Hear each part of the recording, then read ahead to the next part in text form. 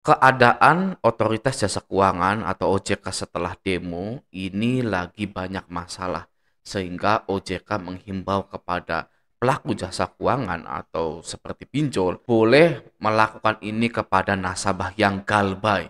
Ya, ini beritanya baru saja diterbitkan 21 jam yang lalu. Jangan kaget, jangan juga takut karena ini menandakan bahwa sebentar lagi masyarakat Indonesia akan menang, ya, terutama melawan pinjol ini. Langsung saja kita lihat beritanya. Ya, di sini ya dari Infobank News ya. OJK siapkan 3 langkah antisipasi dampak demo ke sektor keuangan. Otoritas Jasa Keuangan atau OJK menyatakan akan melakukan langkah strategis untuk mengantisipasi dampak aksi demo terhadap sektor keuangan. Ketua Dewan Komisioner OJK Mahendra Siregar menyebut ada 3 langkah utama untuk menjaga stabilitas sistem keuangan di tengah dinamika sosial dan politik yang berkembang saat ini gitu ya. Nomor satu, koordinasi dan perlindungan konsumen. Nah, langkah pertama melakukan koordinasi intensif dengan lembaga jasa keuangan dan pihak terkait guna memastikan layanan keuangan tetap optimal bagi masyarakat. Menurutnya infrastruktur lembaga jasa keuangan sejauh ini tetap terjaga dengan baik. Namun demikian, pendataan dan asesmen menyeluruh atas potensi dampak dinamika di dalam negeri terhadap lembaga jasa keuangan terus dilakukan, ujar Mahendra dalam konferensi pers Kamis 4 September 2025 kemarin gitu ya. Mahendra meminta pelaku jasa keuangan proaktif mengidentifikasi potensi kerugian dan risiko, serta mempercepat asesmen kemungkinan kerugian. Misalnya saja klaim yang memenuhi ketentuan pertanggungan sesuai polis berlaku wajib segera dibayarkan, khususnya kepada korban aksi demo. Nah, setelah proses verifikasi hasil asesmen selesai, klaim diproses sesuai ketentuan dan sebagai wujud konkret, santunan juga telah diberikan kepada keluarga korban yang meninggal dunia jelasnya. Nomor dua, kemudahan akses layanan keuangan dan relaksasi. Nah, disinilah ya guys ya, OJK sampai memberlakukan ini kepada nasabah yang galbay. Langkah kedua, ya, OJK memberikan kemudahan akses dan penyediaan layanan pembayaran bagi masyarakat termasuk untuk aktivitas ekonomi sektor UMKM. Mahendra mengatakan, ketentuan mengenai kemudahan akses pembayaran UMKM akan diterbitkan dalam waktu dekat sehingga OJK mendorong pelaku usaha jasa keuangan untuk menyediakan kebijakan maupun skema khusus dalam produk pembayaran. Nah, sementara bagi debitur yang terdampak hingga mempengaruhi kemampuan bayar, OJK mendorong bank dan lembaga pembiayaan memberikan relaksasi seperti restrukturisasi dengan tetap mengedepankan prinsip kehati-hatian. Lanjut, OJK juga memberi kelonggaran bagi perusahaan pembiayaan seperti pinjol itu ya, infrastruktur maupun pergadaian untuk menyalurkan kredit kepada calon nasabah dengan riwayat non-performing yang tidak material asalkan dinilai masih mampu membayar angsuran. Dia bilang, sepanjang calon nasabah dinilai masih memiliki kemampuan membayar angsuran dan sesuai dengan risk appetite lembaga jasa keuangan, pembiayaan dapat diberikan tambahnya. Nah, ini guys ya, Anda tahu apa yang sedang terjadi ya? Yang sedang terjadi adalah pinjol, bank, leasing tidak ada konsumennya. Oke? Dan juga tidak hanya tidak ada konsumennya, ya. Pinjol bank leasing ini banyak digalbay oleh nasabah-nasabahnya. Bisa kita lihat di sini beritanya ya. Bagi debitur yang terdampak hingga memengaruhi kemampuan bayar, ya, jadi galbay gitu ya. OJK mendorong bank dan lembaga pembiayaan seperti pinjol memberi relaksasi seperti restrukturisasi dengan tetap mengedepankan prinsip hati-hatian. Jadi ya sudah, potong bunganya, potong dendanya 100%, bayar pokoknya aja. Ya, di pinjol itu seperti itu, ya. Jadi jangan heran nanti kalau Anda yang galbay-galbay 3 tahun, 4 tahun, 5 tahun, tiba-tiba dihubungi, tiba-tiba ditelepon, diminta untuk membayar pokoknya saja, ya tanpa bunga, tanpa denda. Ya, bukan berarti mereka ini ingin memperkarakan Anda, ingin membawa Anda ke jalur hukum, tapi karena mereka sudah buntu sebuntu-buntunya, tidak tahu mau kemana lagi, tidak tahu mau cari uang dari mana lagi, sehingga mereka membuka data-data lama untuk ditagih, namun bayar pokoknya saja. Ya, nah yang harus kita lakukan adalah stay galbay, gitu ya, karena kita sangat-sangat berharap sekali ya kan pinjol-pinjol ini bubar dari Indonesia. Ya, buat apa? Masyarakat turun ke jalan memperjuangkan hak-hak rakyat, tapi kitanya terus memperkaya pinjol-pinjol ini, sama aja bohong.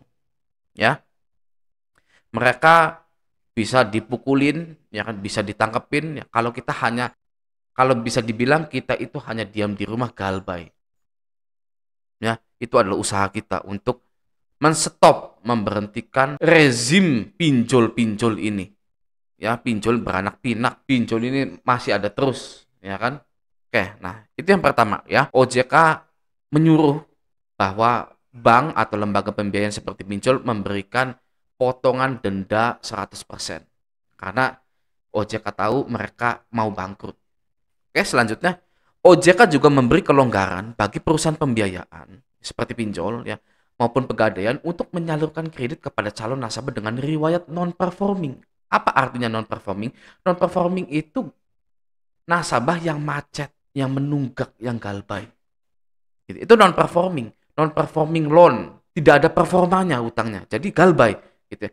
Nah OJK ya, yang tadinya ketat, sekarang memberi kelonggaran ya, bagi perusahaan pembiayaan. Ya sudah sok, kamu membiayai orang-orang galbay.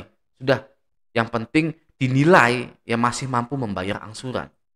Gitu kan. Nilainya ya yang nilai bukan robot, bukan AI, tapi manusia. Judgment itu kadang salah, nilai itu kadang salah, ya kan? Kita semua tahu itu. Ya. Nah, yang kita soroti adalah kenapa OJK yang dulunya ketat, tapi sekarang memberikan kelonggaran untuk memberikan kredit-kredit lagi kepada orang yang gagal bayar. Nah itu, pinjol-pinjol ini makin dekat dengan kebangkrutan. Jadi memang lagi banyak masalah di OJK ini. Sampai OJK ini memberikan banyak kelonggaran gitu ya, sampai-sampai ya kan. Sok boleh memberikan pinjaman ke orang yang galbay, lalu restrukturisasi, penghapusan denda. Kenapa seperti itu? Anda tahu nggak beritanya? Beritanya adalah karena ini. Ya, nih, dana asing di saham RI kabur 50 triliun, guys. Ya, ketakutan. Saya sudah bilang di beberapa video saya, ya kan, yang namanya demo itu membuat takut investor-investor asing. Ya kan, contoh begini. Ada dua usaha. Satu usaha es Milo kepal, ruwet, ya kan, udah nggak laku, ya kan, ribut terus, ya di daerah situ, di jalan itu. Satunya es teh Kraton, ya rame, banyak yang beli, ya kan. Anda milih invest kemana?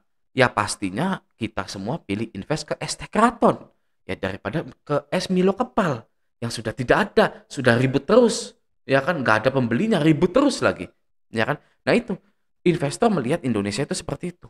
Ya kan, waduh ini lagi ada demo nih, ya kan, pasti pada nggak bayar nih, pasti pada non performing nih, pasti pada galbay, gitu kan, cabut semua dana investasinya yang sampai 50 triliun guys.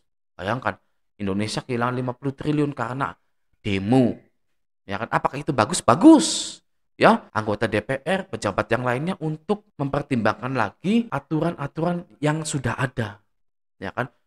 Saya berharapnya pinjol pun dihilangkan. Itu kan ada aturannya. Pinjol beredar di sini gitu kan ya. Nah, itu dihapuskan tuh pinjol-pinjol. Jadi apakah demo itu bagus? Ya bagus, guys, untuk menyehatkan Indonesia. Ya. Dana asing di saham RI kabur 50 triliun ya sudah. Ya kan itu pasti ada fintechnya, guys. Ya kan? Ada fintech, ada bank, leasing dan lain-lain gitu ya. Jadi kalau kita semua sebagai masyarakat Indonesia yang cerdas mau menyadari satu hal di video ini, yaitu adalah perusahaan-perusahaan pinjol itu lemah dibandingkan masyarakat Indonesia. Ya, asalkan masyarakat Indonesia ini ingin berubah, ingin berani, ya, berubah menjadi berani gitu ya. Tidak lagi terdoktrin, perusahaan besar takut gitu ya. Lawannya perusahaan besar jadi saya takut gitu ya. Lawannya orang-orang besar, orang-orang asing tinggi besar ya, jadi saya takut. Ya kan? Itu nanti pinjol ini bisa kalah kalau kita stop berpikiran seperti itu, stop mindset itu. Ya, kalau ya terus-terusan kita memandang bahwa perusahaan tidak bisa bangkrut, orang bule, orang asing lebih unggul daripada kita, ya kan? Ya terus saja, guys. Ya kan? Terus saja mereka tetap menjajah kita. Ya kan? Tetap dibodoh-bodohin, tetap merasa superior mereka itu, ya kan? Kitanya tetap merasa seperti babu yang hina, bujang, ya kan? Sekarang sudah tahun 2025, sudah tidak ada lagi yang namanya superior-superior. Yang ada hanyalah action, keberanian untuk merubah diri kita dan Indonesia ini. Gitu ya, oke? Nah, semoga video ini bermanfaat. Sampai jumpa di video selanjutnya.